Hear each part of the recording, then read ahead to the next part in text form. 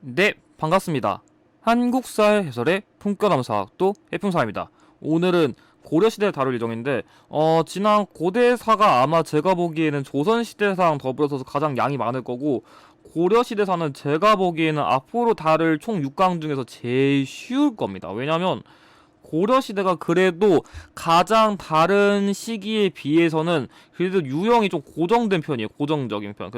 그래서 아마 제가 보기에는 이 특강을 통해서 한 기본기만 잡아도 한 5문제, 아니 5문제까지 아니어도 한 4문제까지 먹을 수 있고, 진짜 운 좋으면 5문제까지 할 수 있고, 아마 여기다가 나머지 제가 다뤄진 특강만 다뤄줘도 생각보다 고려시대는 무난하게 공략할 수 있으니까 너무 겁먹지 마시고, 일단은 이 특강 통해 가지고 한 최대 4문제까지는 맞을 수 있다 가정하시고 한번 접근해 보는 게 좋을 것 같아요. 그래서 고려시대가 다른 유형보다는 괜찮습니다, 난이도가. 그래서 일단 뭐 시작 전에 한 번만 더 홍보하면은, 일단 제 기출교재 출간했고, 이거 현재 5.3이랑 5.4에는 여기에 업로드 돼 있고, 판매처이고 구매 인증 시에는 예상 문제 모의고사 제공하는데, 지난번 한 17개 정도 도출했으니까 아직 인증을 안 해주신 분들 많아가지고 꼭 인증 많이 부탁드리고, 추가적으로 만약에 구독을 인증해주시면 나중에 헷갈리기 쉬운 OX 퀴즈를 따로 제공할 예정이니까 구독 인증도 많이 부탁드립니다. 그러면 시작 전에 일단은 제 강의는 이것만은 60점 넘는 거 불가능하니까 기초 확보용이 목적이라고 기억해 주시고, 그래서 다른 팀 영상이라던가 예상 문제 영상 그리고 전날 특강으로 보충을 꼭 하셔야 되고,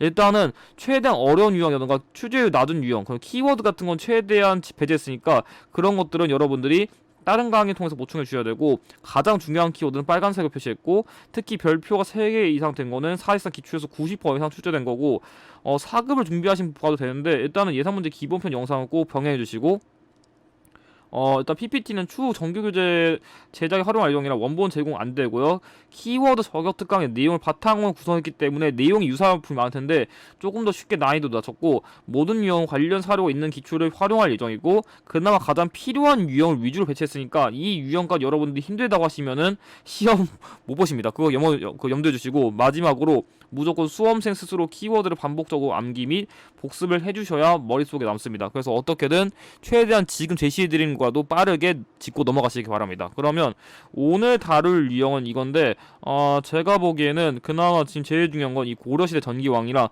이거랑 여기 나와 있는 이 두 가지는 무조건 어떻게 공략하시고, 제가 보기에는 그 중에서 연화가 좀 더 중요한 거는 여기 무신정권 시기 역사 이 파트랑 공민왕 이 파트라도 제가 지금 밑줄 친거 별표 친거라도 꼭 가져가셔야 여러분들이 기본 점수라도 확보할 수 있을 것 같습니다. 그럼 시작하겠습니다. 자, 첫 번째, 고려시대 전기왕의 경우에는 여러분들이 어떻게 전략을 짜야 되냐면, 일단 가장 직접적으로 출제율 높은 왕은 이 3명이에요. 태조, 광종, 성종이에요. 그래서 뭐 예를 들어 가지고 뭐 예외적으로 이런 왕도 있거든요. 뭐 3대 정종, 그러니까 정종은 3대인데 이 왕의 경우에는 광군, 그러니까 거란을 막기 위해서 광군을 조직했다던가, 아니면 현종, 이 현종의 경우에는 한 8대쯤인데, 이 현종의 경우에는 오도랑 양계를 정비했다는 거 있고, 그리고 이 사이에 또 경종은 5대 왕인데 이 왕은 전시과를 처음 제정했다. 이 키워드들이 있거든요. 근데 제가 이 키워드들을 다 안 집어준 이유가 뭐냐면, 얘네들은 점당률이 매우 낮아요. 그래서 실질적으로 많이 나온 건 이 3명이다 보니까 일단 이 셈부터만 잘 공략하셔도 한 문제는 무조건 먹고 들어가요. 좀 운이 좋으면 이 유형에서 2문제까지 나올 수 있는데, 엔가서 2문제까지 잘 안 나오고 그래도 한 문제는 꼭 나오는데, 그래가지고 여러분들 일단 이거부터 공략하세요. 그래서 일단은 왕건업적의 경우에는 후삼국 시대 인물령, 그러니까 1강에서 나왔던 뭐 견훤이라든가 궁리랑 연결될 수 있고, 광종의 경우에는 연호가 문제 정답 키워드 자주 연결돼요. 그래서 앞서 우리가 뭐 버풍왕, 권원 아니면 뭐 다른 왕도 있잖아요.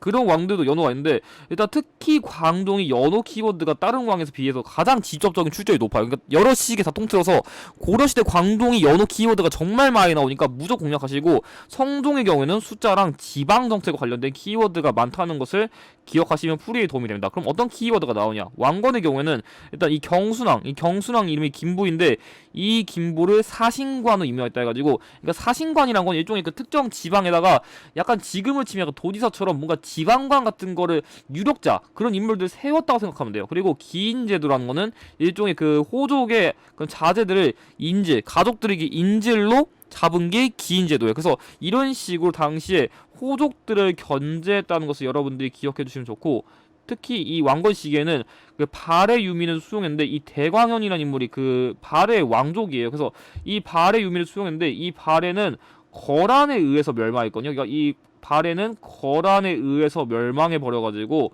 결과적으로 여러분들이 왕건이 이 거란에 대해서 그 좀 적대적인 입장을 가졌어요. 그러니까 거란에 대해서 적대적인 입장을 가지니까 이 만부교 사건을 통해 가지고 당시에 이 거란이 보낸 낙타들을 다 굶어 죽였거든요. 그래서 이런 식으로 뭔가 거란과 안 좋은 그런 관계를 유지했다는 걸 기억해 주시고, 특히 왕건은 서경, 평양을 중시했어요. 그래서 약간 고려 시대 때 유독 평양과 관련된 키워드 많아요. 뭔가 평양을 좋아하시는 분들이 많았어요. 그래서 그렇게 좀 기억해 주시고, 공신 등에게 그게 좀 제공했던 일종의 그런 토지, 그러니까 약간 좀 보상 같은 개념으로 준 역분전 기억해 주시고, 이런 정계미 계백 요소랑 이 훈요 10조, 그러니까 이게 뭐냐면 이 정계랑 계백 요소는 일종의 그 관리에게 훈수를 두는 거고, 이 훈요 10조는 후대 왕에게 좀 훈수를 두는 거니까, 이 왕건이 그래도 좀 지가 초대 왕이라고 오직에 훈수를 둔다 해가지고 이런 훈요 10조라던가 정계 및 계백 요소 같은 거 지어다 생각하면 돼요. 그러니까 오직에 훈수 두는 왕건. 그리고 뭐 백성에게 그 조금 안정적인 정책을 하기 위해 가지고 조금 세금을 깎아주거나 이렇게 좀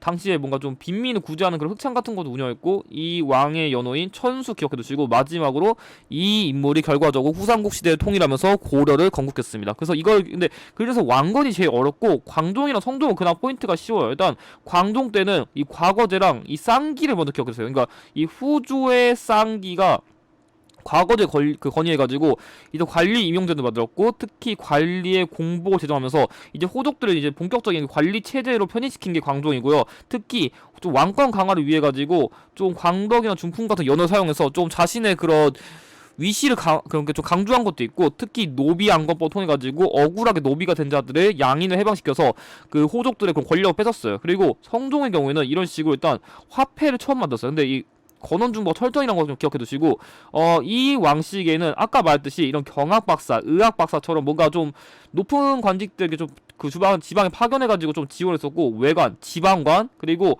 이 최승로 시무 28조가 이게 진짜 잘 나오는 키워드인데, 이 최승로 시무 28조가 말 그대로 약간 좀 유교 정치 같은 거 하고, 이외에도 뭔가 지방과 관련된 정책 같은 게 많이 건의된 게 최승로 시무 28조거든요. 그래서 경학박사, 의학박사, 외관, 향리제, 이 향리제라는 것도 지방의 관리인데, 그래가지고 이런 식으로 이것도 지방 행정기구예요, 이것도. 그래서 약간 모든 키워드가 다 지방과 관련된 정책들이 많거든요. 그래서 지방과 관련된 키워드, 아니면 그것도 힘들다, 이 숫자가 많이 나오는 키워드는 성종이다, 이렇게 암기하시면 여러분들이 조금 더 쉽게 풀 수 있습니다. 그래가지고 이런 키워드 중심을 외우시고, 국자감의 경우에는 국립교육기관인데, 여러분들이 헷갈리기 쉬운 게 국자감은 고려시대 거지만 발에는 주자감이라는 것을 여러분들이 다시 한번 기억해 두시면 좋을 것 같습니다. 그러면 문제 한번 접근해 보면은, 예를 들어 가지고 지금 이 문제에서도 제가 여기 정계와 계백 요소 그리고 훈요시조 나오면 제가 오직에 훈수두는 왕은 왕건이라 했죠. 그러니까 오직에 훈수두는 왕건이니까 정답의 경우에는 여기 나와 있는 대로 서경을 북진 정체에 전진 기제, 그러니까 서경을 중시한 게 왕건이다, 이렇게 기억해 두시고, 제가 다음으로 이런 식으로 연호, 준풍, 그리고 광덕, 이런 뭔가 연호를 진짜 많이 쓰는 왕은 제가 광종이라 했죠. 그래서 연호가 좀 여러분들이 기억하기 어려울 수 있지만, 고려 시대에서 이렇게 연호가 나왔다, 그건 그냥 광종 의심한 게 나와요. 그냥 어차피 고려 시대쯤 들어갔쯤에 연호가 나왔다, 그럼 광종의 확률이 매우 높아요. 이렇게 꼼수를 쓰셔도 돼요. 그러면 이런 식으로 연호 쓴 왕, 억울하게 노비가 된 자 양인을 해방시킨 노비안법을 시행했다, 이렇게 푸시면 되고, 이외의 문제의 경우에는 여기 보면은 최승로 시무 28조, 제가 숫자 많이 나온다 했고, 향리 지방과 관련된 거 많다 했죠. 그래서 이렇게 뭔가 숫자라던가 지방 관련된 키워드가 나오면 고려 성종이고, 또 숫자 관련된 키워드, 지방 관련된 키워드인 12목, 이렇게 푸시면 됩니다. 그러니까 그냥 암기하지 마시고 이렇게 접근하시면 문제를 조금 더 쉽게 풀 수 있습니다. 자, 그럼 고려시대 전기왕 이렇게 공략하시면 되고, 자, 두 번째로는 이자감의 난이랑 그 무신정변 역사의 전략인데, 일단은 이 유형의 경우에는 최근에 출제율이 매우 낮아졌어요. 그러니까 최근에 심화편에서는 이 유형이 잘 안 보이긴 하거든요. 그래도 일단은 이 이자감의 난, 그 다음 이 묘청의 서경천도 운동 난, 그리고 무신정변의 순서거든요. 그래서 일단 키워드랑 순서를 먼저 기억해 두시고, 특히 심화편에서는 이 이자감의 난 발생 직후에 이자감이 금의 4대 요구를 수용한 거를 이 연도 유형을 자주 내거든요. 그래서 이 이자감의 금의 4대 요구를 수용했던 이 1126년을 조금 따로 외워두신 거 권장해요. 이게 좀 잘 나오거든요. 그리고 이자겸의 난이랑 이 묘청의 서경천도 운동 및 나는 모두 인종 시기에 발생한 거예요. 그래서 이 인종 시기 역사적 사실 유형어도 나온 적이 있긴 합니다. 그래서 어떻게 적어놨냐면 일단 이자겸의 난의 경우에는 이 당시 이자겸의 난을 좀 지원했던 고려시대의 그런 무신인 척준경과 더불어서 이 금의 4대 요구를 수용했다는 이 키워드가 먼저 잘 나오고, 자, 두 번째 묘청의 서경천도 운동 및 난인데 일단 이 유형의 경우에는 이 묘청의 근국 전벌이랑 칭제 권원, 그러니까 쉽게 말하면 이 묘청이라는 인물은 조금 당시 진보적인 인물이에요. 어떻게 승려지만, 그래서 승려인데 조금 진보적인 그런 성향 가져가지고 당시에 내부적으로는 문벌귀족이 깽판치고 외부적으로는 좀 그 여진이 금나라로 성장해가지고 조금 더 이렇게 위협을 하니까, 그래가지고 이게 황제도 건의하고 황제도 좀 이렇게 스스로 표방하고 근국도 전벌이야가 좀 이렇게 그 고려의 발전을 이끌 수 있다는데, 이 천도가 결국 실패해버리니까 결국 나는 주도해가지고 당시에 국호를 대위 연호를 천기를 했었거든요. 여기 가끔 기출 키워드 나와요. 그래서 이 김부식이 이끄는 관군에 의해서 진압되면서 이 사건은 끝나요. 그래가지고 이 사건의 경우에는 신채호 선생님이 조선 역사상 1000년의 제대사건이 평가하는데, 이게 왜 그러냐면 만약에 이 김부식을 조금 보수적인 인물로 보고 묘청을 진보적인 인물로 봐가지고 만약에 그때 묘청이 이겼으면은 우리나라 역사가 크게 바뀌었을 거다, 흐름이. 그래가지고 이 사건을 되게 의미있게 평가해요. 그리고 마지막으로 이 무신전변의 경우에는 이 보현원이라 해가지고 약간 좀 당시에 왕이 의종이거든요. 의종인데 약간 좀 놀기 위해 가지고 좀 행차한 그런 좀 장소 같은 거예요. 좀 놀기 위한 좀 연애 장소. 근데 이 시기에 좀 무신에 대한 차별이 너무 심하니까 정중부의 주도로 그렇게 정변이 발생했다. 이 흐름만 여러분들이 가져가시면 될 것 같습니다. 그래서 문제 어떻게 나오냐면 지금 보면은 이 문제도 키워드가 지금 되게 어려워 보이지만 이자겸과 척준경 암살, 그러니까 이자겸과 척준경이 군사 동원했다. 그래서 이자겸의 난인데 그럼 그 이후에 뭐가 발생했냐? 근데 여기 뭔가 특정 시기 이후의 사실이 나오면 그냥 선지에서 가장 마지막에 발생한 거 고르면 되는데, 제가 그래가지고 이 묘청에서 서경이 난이 겼다. 제가 그래가지고 순서를 좀 외우란 겁니다. 그래서 이렇게 문제가 나오거든요. 자, 두 번째, 이 문제의 경우에 밑줄공 왕의 제2견이었었는데 지금 이것도 잘 보면은 여기 이자겸, 척준경만이 그 금나라에 대해서 이렇게 하니까 얘를 갖추면서 찾아간다. 그러니까 이 이자겸, 척준경만이 금을 섬기는 문제에서 좀 사대를 우리가 해야 되는 게 아니냐 정했잖아요. 그래서 이 밑줄공 왕 시기, 그러니까 이자겸, 척준경이 활동한 시기는 제가 인종 시기였죠. 그 인종 시기 키워드 제가 뭐가 있다 했어요. 이자겸의 난, 그리고 묘청의 서경천도 운동 및 난. 그래가지고 지금 보면은 묘청의 수도를 서경으로 옮길 걸 주장했다. 이게 정답이에요. 그래서 이런 식으로 좀 문제가 나온다는 것을 기억해 두시면 좋아요. 자, 또 다른 유형 같은 경우에는 제가 좀 아까 강조한 유형인데, 일단은 제가 이 문제 아직 설명 안 했어가지고 여러분들이 좀 어려울 수 있는데 조금 풀어드리면, 자, 일단 여진이 나왔어요. 그래서 여진이 나왔고 그 구성을 여진에게 돌려줬다. 그래서 제가 아까 여진이 금나라로 성장해가지고 사대를 요구했다 했잖아요. 그래가지고 초반에는 우리가 한번 여진을 공략했었는데 이게 여진에게 땅을 돌려주니까 다시 여진이 성장해가지고 이런 식으로 4대 요구를 한 거거든요. 그래가지고 그런 상황 관련된 이자금이 금의 4대 요구 수용을 주장했다. 이게 정답이거든요. 그러니까 왜냐하면 이게 1126년이고 이 철수한 게 1109년이거든요. 그래서 약간 이런 식으로 1126년과 관련된 그 유형을 문제 정답을 주던지 이렇게 선지를 주던지 좀 많이 내거든요. 그래서 여러분들이 이 키워드를 조금 외워두시는 게 좋아요. 그리고 마지막으로 뭐 이런 유형도 있는데, 여기 서경, 임원역, 여기 지세가 궁궐을 짓기 매우 좋은 땅에서 천도를 주장했다. 그러니까 제가 서경은 제 평양이었죠. 그러니까 천도를 주장한 거는 결과적으로 묘청인데, 만약 이 묘청이 그때 당시 반란을 실패해가지고 국호를 대위, 연호를 천기 이렇게 써있잖아요. 그래서 이런 식으로 기초에서 키워드가 나온다는 것을 접근하시면 될 것 같아요. 그래가지고 이 묘청의 경우에는 아까 말했듯이 칭제 권원과 근국 전벌 주장했다는 이게 정답입니다. 그래서 이 유형은 이 정도만 공략하시면 될 것 같아요. 자, 세 번째, 무신정권 시기의 반란 및 인물 유형인데, 일단 여러분들이 좀 외웠으면 하는 거는 개인적으로 이 정중부 시기에 발생한 망이망소인의 난이랑 이 최충원 정권 시기에 발생한 만적의 난 정도는 여러분들이 무조건 암기하시길 바래요. 이거라도. 그러니까 그나마 한능급에서 가장 자주 나오는 난 두 가지가 이거거든요. 그래서 진짜 다른 걸 외우기 어려우면 일단 이거라도 외우세요. 연도. 특히 연도라도 외우시면 여러분들 문제 풀 때 도움 될 건데, 특정 왕보다는 특정 무신이 집권한 시기의 역사적 사실 주제 사용률이 높아요. 무슨 말이냐면 정중부 시기에랑 관련된 그 사실이 뭐예요? 아니면 최충원과 관련된 역사적 사실이 뭐예요? 그러니까 뭔가 인물 유형화 될 확률이 높아요. 그래서 왕보다는 어떤 집권자가 활동했는지, 어떤 무신이 활동했는지 이거를 먼저 공략하시는 거 권장드려요. 그래서 심화평 시절은 특히 이 최충원 정권 시기와 최후 시기의 키워드를 구별하시는 게 좋아요. 왜냐하면 이 최충원과 최후 시기의 그 키워드 바탕으로 함정을 되게 많이 파거든요. 그래서 이걸 중심으로 보시는 것을 권장드립니다. 그래서 뭐 키워드 같은 거 어떻게 했냐면, 제가 말했듯이 아까 최충원의 경우에는, 최충원이 아니라 그 정중부의 경우에는 이 망해망소의 난이 정말 중요하고, 그나마 조금 더 어렵게 되면 이 김보당의 난 정도가 외우면 될 것 같아요. 이 동문면 병마사는 약간 좀 관직 같은 건데, 아니 그거 몰라도 대충 그냥 김보당이 힌트 주니까 그냥 가볍게 보시고 넘어가도 될 것 같아요. 근데 그래서 이 일단 반란 같은 게 제일 잘 나오는 게 이 망이망손이나 이 만적은 아니고, 만약에 문제에서 조금 더 어렵게 된다면 이 정중부의 경우에는 김보당 외에 그 조이총의 난이라고 있고, 그리고 이 최충원 정권 시기에는 조금 더 어렵게 되면 최광수의 난까지는 언급할 수 있는데, 일단 이 두 개 중심을 먼저 외우세요. 그리고 이외에도 이음인 정권 시기에 김삼이 효심의 난이라고 있었다. 이것까지만 추가적으로 외우세요. 이 정도만 외우셔도 엔간한 거 공략합니다. 그리고 각 인물 관련된 키워드 외우면 좋은데, 일단 정중부의 경우에는 이 무신정변 주도했다, 이거밖에 안 나오고요.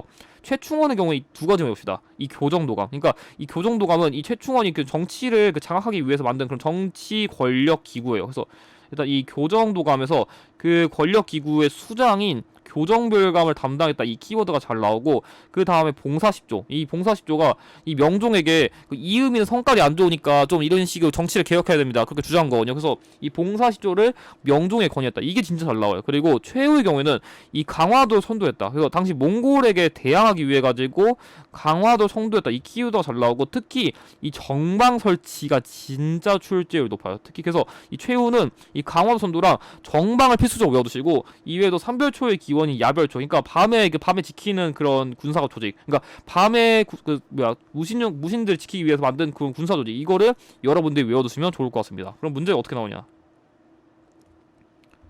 일단 여기 보면은, 자, 좀 사료만 중심에 보면은 여기 명학소의 망이 나왔죠. 그래서 망이 나와가지고 공주 지역을 공격했다. 그러니까 이 망이망소에 나는 공주 명학소에서 발생한 거거든요. 그래서 이 망이망소에 난 이후의 사실이니까, 제가 아까 뭐라 했어요? 그 정중부 시기 이후에 최충원 집권했다 했죠. 그래서 만적이 개경에서 반란을 일으켰다. 이런 식으로 일단 정중부 이후에 최충원이 집권했다. 이건 여러분들이 꼭 기억하셔야 되고, 이사라도 좀 알아두시는데, 여기 개경. 그러니까 일단 이 만적의 난의 경우에는 이 개경에서 발생했는데, 이 노비들이 변란을 모의했다. 그래서 당시에 이게 최충원에게 어떤 그 한충의 노비인 순정이 주인에게 변란을 보였다. 그러니까 당시에 그 내부 고발자가 있어가지고 최충원 정권 시기 이 만적의 난이 결과적으로 크게 이게 발생한 거 실패했는데, 그걸 모르다도 최충원 정권 시기랑 키워드 보고서 무신집권 시기에 발생한 봉기, 이런 식으로 여러분들이 좀 키워드를 잡으시면 돼요. 그래서 일단 특히 만적의 난은 개경 지역에서 많이 발생했다. 이것도 여러분들이 알아두시면 좋고, 이외에는 제가 만약에 이 유형 조금 어렵게 나오면 이렇게 나오거든요. 보면은 여기서도 키워드가 김삼이랑 효심, 그리고 아까 제가 얘기한 최광수. 그래서 이런 식으로 문제 조금 어렵게 내면은 여기 나온 이 김삼이 효심이랑 그 최광수나 이렇게 낼 수 있거든요. 그래서 이게 공통적으로 무신정권 시기에 발생한 반란이다. 이런 식으로만 여러분들 키워드 잡으셔도 문제를 생각보다 쉽게 풀 수 있으니까 이 유형 그냥 가볍게 보시고 넘어가셔도 좋을 것 같습니다. 자, 네 번째 유형, 원 간섭기 시기의 사회상이랑 충선왕과 공민왕 엮었는데, 제가 이번에 묶은 이유가 최근에 이 유형을 좀 별도로 보는 게 아니라 좀 엮어서 되는 유형도 있다 보니까 같이 보는 게 나을 것 같아가지고 제가 넣어놨는데, 일단 이 유형은 되게 쉬워요. 일단 원 간섭기 사회상 유형은 그냥 그 시기랑 관련된 키워드만 암기하시면 되고요.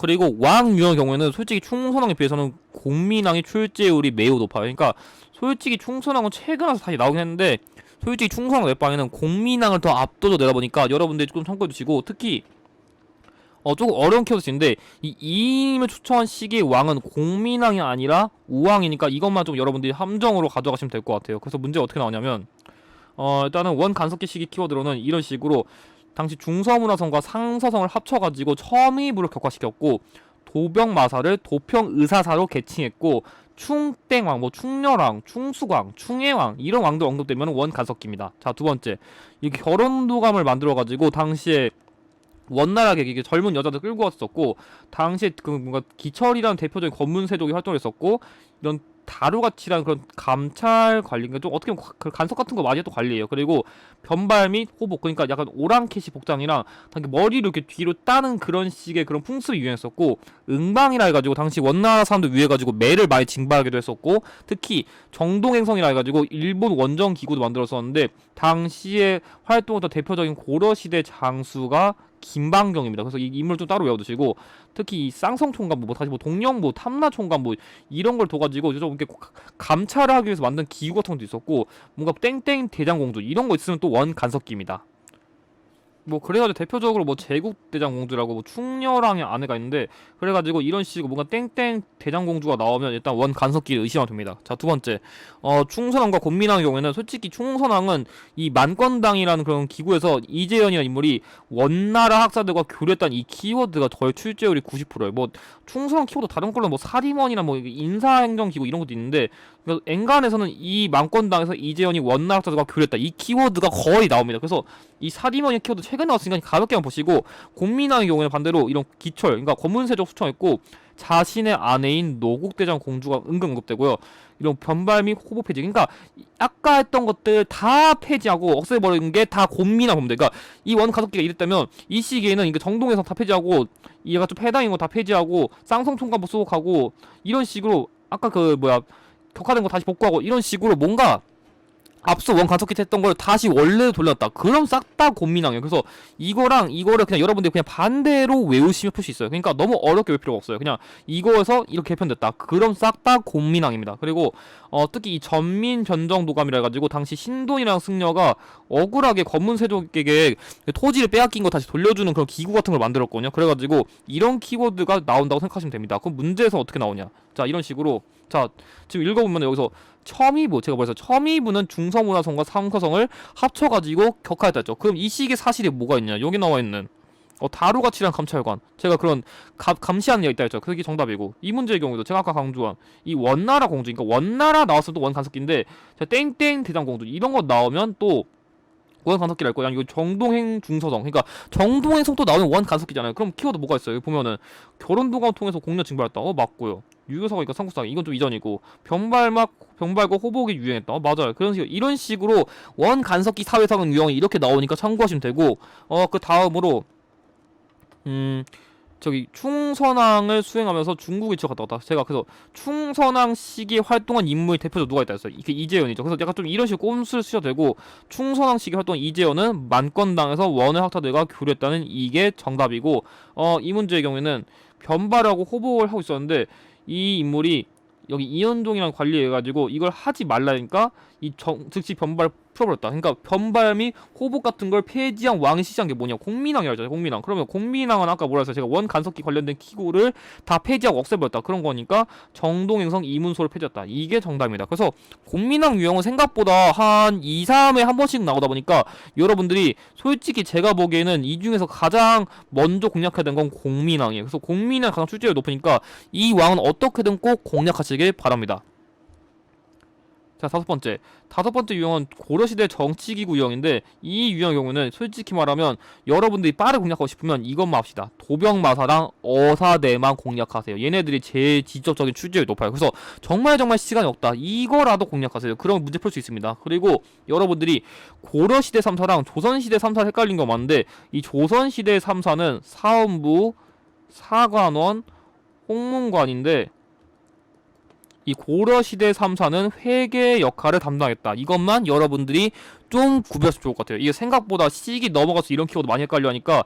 그래서 일단 접근해보면은 문제 키워드로는 일단 첫 번째 도병마사는 기본적으로 국방과 군사 문제, 그러니까 뭔가 국방, 그러니까 군사력, 그러니까 군사 관련된 거, 약간 좀 그런 걸 관련된 걸 역할하는 게 도병마사고, 특히 당시 그 고려시대 대표적 독자적인 기구로 도병마사랑 식목도감이 있는데, 솔직히 말하면 그 도병마사가 좀 더 출제율이 높아요. 그래서 도병마사 먼저 공략하시고, 아까 말했듯이 이 원 간섭기 시기에 도평의사사로 개칭됐었고, 특히 이 중서문화성이랑 중초원이라 해가지고 조금 높은 관리들이 있는, 이런 관리들이 모일 정도로 되게 중요한 역할을 담당한 기구가 도병마사라는 것을 먼저 기억해두시면 좋을 것 같습니다. 자, 두 번째로 어사대의 경우에는 말 그대로 아까 도병마사는 자꾸 군사를 관련된 거라면, 이 어사대는 관리 비리 감찰 및 정치 풍속 등을 교정한 일종의 감찰 기구예요. 그래서 이 서경권이라는 게 있는데, 이 서경권이라는 거는 말 그대로 이 사람이 좀 관리를 하면 안 될 것 같아. 좀 관리를 할 것 같으면 안 될 것 같은 사람들이 인사행정에 대해서 거부할 수 있는 거 걸리거든요. 그래서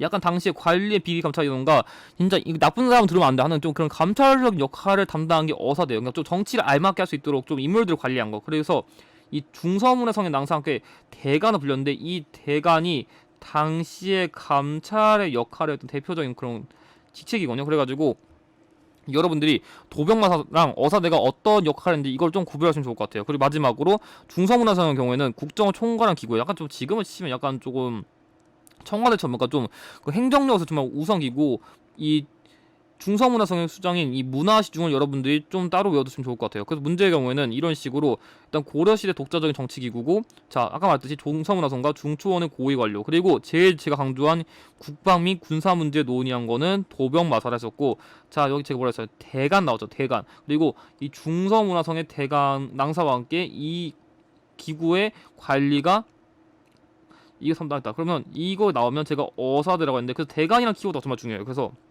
자 이런 어사대 역할은 제가 말했듯이 관리의 부정과 비리를 감찰했다는 이 키워드가 정답입니다. 그래서 정말 시간이 없다면 이거라도 꼭 가져가시는 것을 권장드립니다.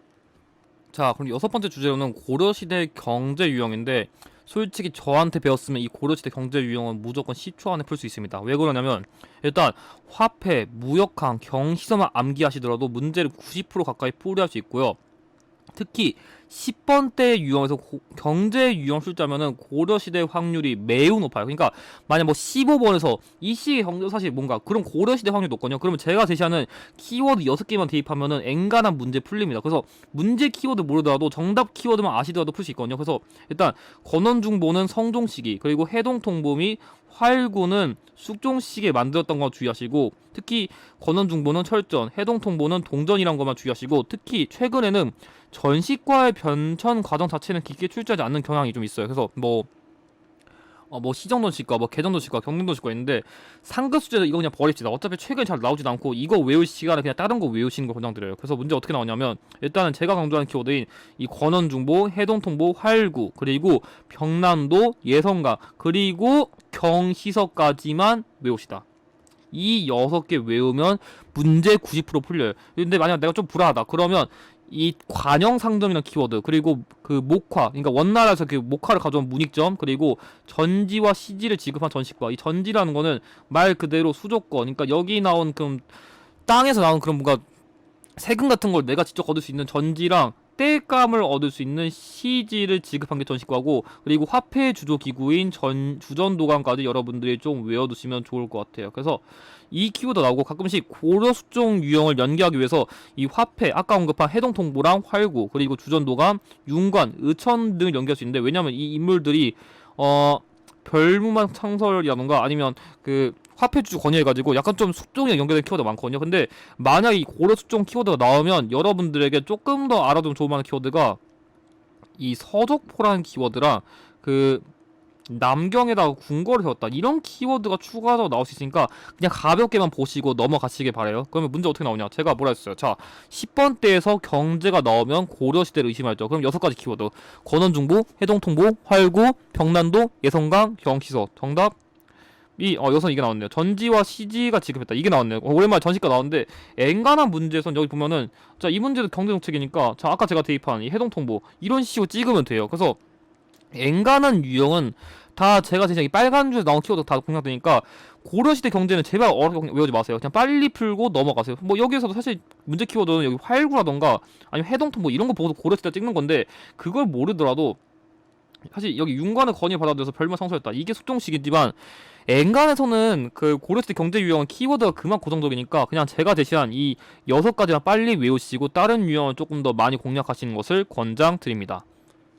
자, 7번째 주제, 고려시대 외세방어이랑 삼별초의 항쟁 유형인데, 솔직히 말하면 이 유형이 제가 오늘 제시할 것 중에 가장 어렵습니다. 그래서 이것만 조금 더 꼼꼼하게 외우세요. 나머지는 좀 쉬운데 이 유형 좀 어려우니까 그래도 좀 외우세요. 근데 일단 이 유형 경우는 일단 고려시대 외세방어의 사례 순서를 알아야 돼요. 그래서 약간 좀 심화편의 경우에는 이 외세방어 관련된 순서를 조금 더 낼 확률이 높고, 특히 이 유형 경우는 한 회차에 2문제가 출시된 적이 있어요. 그러니까 뭔 얘기냐면 뭐 한 문제는 거란 내고 뭐 한 문제는 외구 내고 이런 식으로 최대 2문제까지 낼 수 있거든요. 그래가지고 다른 유형보다 공부할 게 좀 많지만 그만큼 운이 좋으면 이 문제 하나로 점수를 많이 먹을 수 있으니까 좀 꼼꼼하게 공략하시고, 아까 말했듯이 그 동북 구성을 반환 이후에 여진이 금나라 성장해서 4대를 요구했어요. 그러니까 아까 제가 보여드린 이게 그 유형이야. 아까 제가 말한 이 금의 사대고 수였다, 이게 그 유형이거든요. 그래서 만약 이 유형이 헷갈렸다면 이 설명은 다시 한번 참고하셔서 이해하시고, 그리고 심화편의 경우는 이 몽골의 침입 순서까지는 몰라도 돼도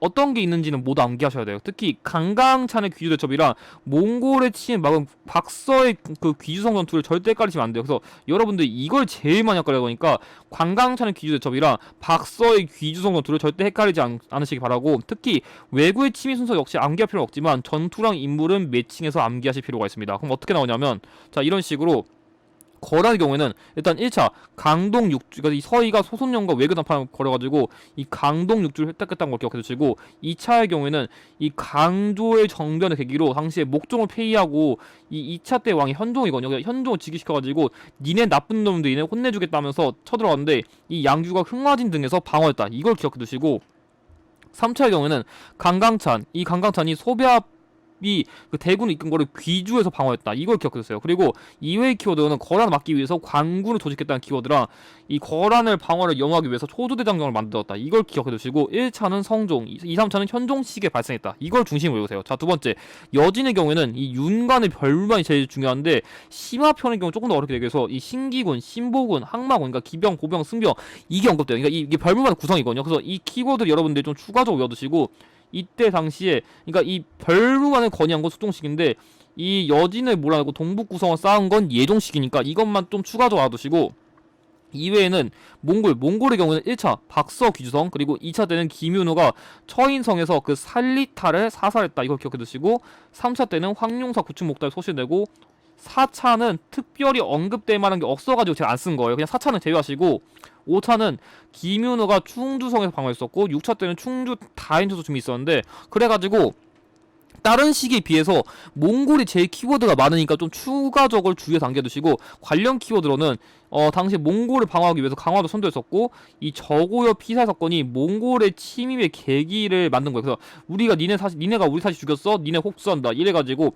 이걸 계기로 몽골 쳐들어갔고, 이 특히 초도대장경이나 이 팔만대장경은 또 여러분 헷갈릴 수 있으니까 거란을 방어하기 위한 건 초도대장경, 몽골 방어하기 위한 건 팔만대장경, 이걸 구별해두시고, 이 삼별초도 좀 알아두시면 좋은데, 이 삼별초는 이 몽골과의 항전을 끝내고 개경을 환도하면서 몽골에게 약간 좀 화해를 맺었는데, 그거에 반발해서 몽골과 끝까지 싸우겠다고 하신 게 삼별초인데, 대표적으로 진도 지역에선 배중손이 용장성을 중심으로 항전했고, 제주도에선 긴통정을 중심으로 항파두리성에서 항전했다. 기억해두시고, 특히 이 최씨 무신정권의 사병 조직에서 기원했다는 이 키워드가 정답 키워드로 잘 나옵니다.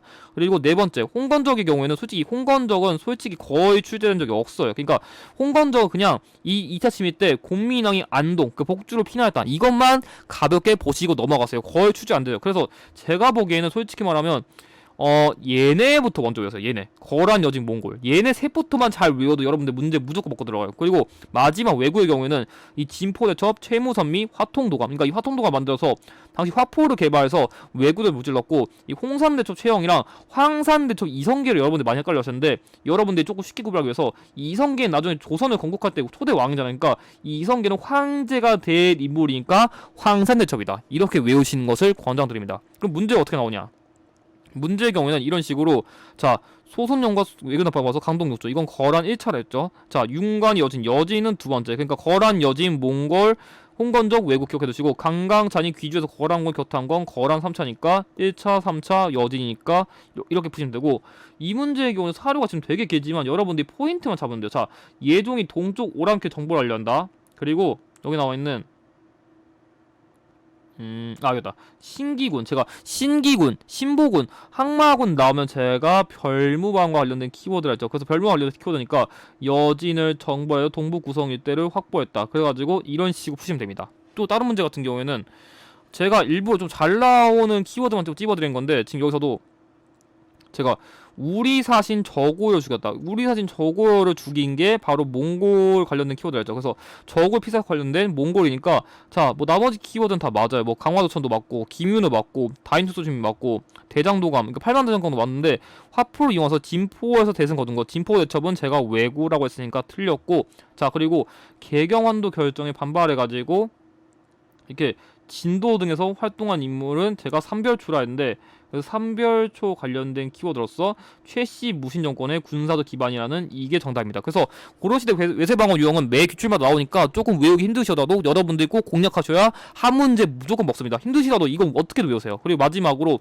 8번째 유형, 고려시대 기록유산 유형인데 여러분들이 심화편 준비하신다면 이 동명한편, 삼국사기, 삼국유사, 제왕운기를 먼저 암기하세요. 이 4개가 좀 로테이션이 많이 돌리거든요. 그리고 각 기론유사의 서술 방식, 뭐 기전체, 기사분말체, 서사지 이런 걸 좀 주의하세요. 이게 힌트로 잘 나오고 특히 삼국사기는 유교적 합리주의란 키워드, 삼국유사는 불교랑 관련된 키워드가 힌트로 잘 나오고 제왕운기는 고조선이랑 발해의 역사를 모두 기록했다. 이게 힌트로 잘 나오는데 그래가지고 여러분들이 삼국유사에도 고조선 그 단군의 역사가 있고 발해구에도 그 발해 역사가 있는데 그래가지고 이 대화운기가 여기랑 키워드가 겹칠 수 있으니까 그것만 좀 주의해서 암기하시면 되는데 그 키워드가 어떤 게 있냐.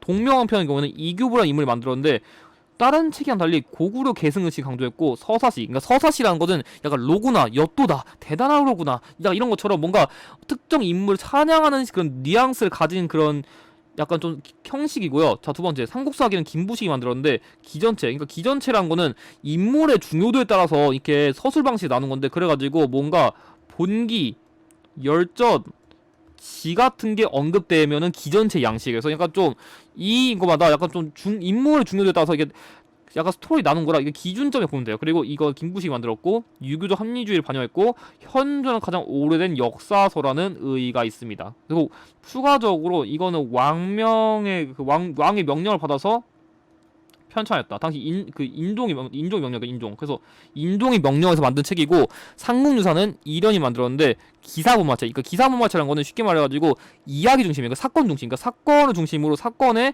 시작과 끝을 중심으로 나눈 거라 약간 그러니까 기전체의 경우는 인물이 좀 더 중심이라면 이 기사분마체는 약간 좀 주제 중심이라고 이해하시는 게 좋을 것 같아요. 그리고 그래서 이 대표적인 주제로서 이 기란 키워드가 잘 나오는데 이 기가 말 그대로 기이한 이야기예요. 그러니까 뭔가 좀 독특한 설화 같은 거, 기이한 이야기 이런 게 나오면 삼국유사고 단군 및 불교 이야기 그리고 민간 설화를 수록했다. 이런 키워드가 잘 나오고 이 삼국유사는 인각사라는 그런 사찰에서 만들었다. 이거 기억해 두시고 네 번째 제왕운기의 경우는 이순유가 만들었는데 이 제왕운기는 발해 역사랑 제가 아까 언급했듯이 고조선의 역사가 동시에 있고요.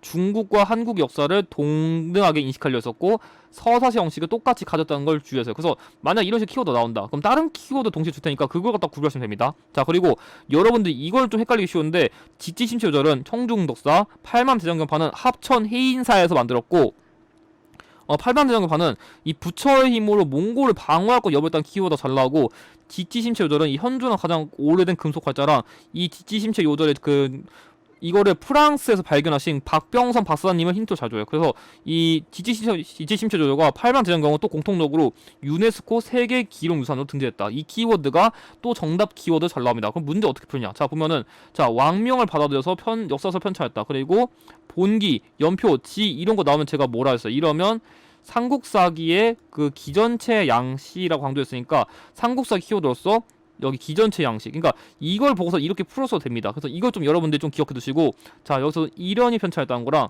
자 기편 이런 거 나오고 민간설화 등이 수록됐다고 나오면 삼국유사인데 삼국유사에서는 민간설화 외에도 제가 아까 언급했듯이 단군한 거 그러니까 고조선과 관련된 이야기가 기록됐다 했으니까 이런 식으로 푸시면 되고요.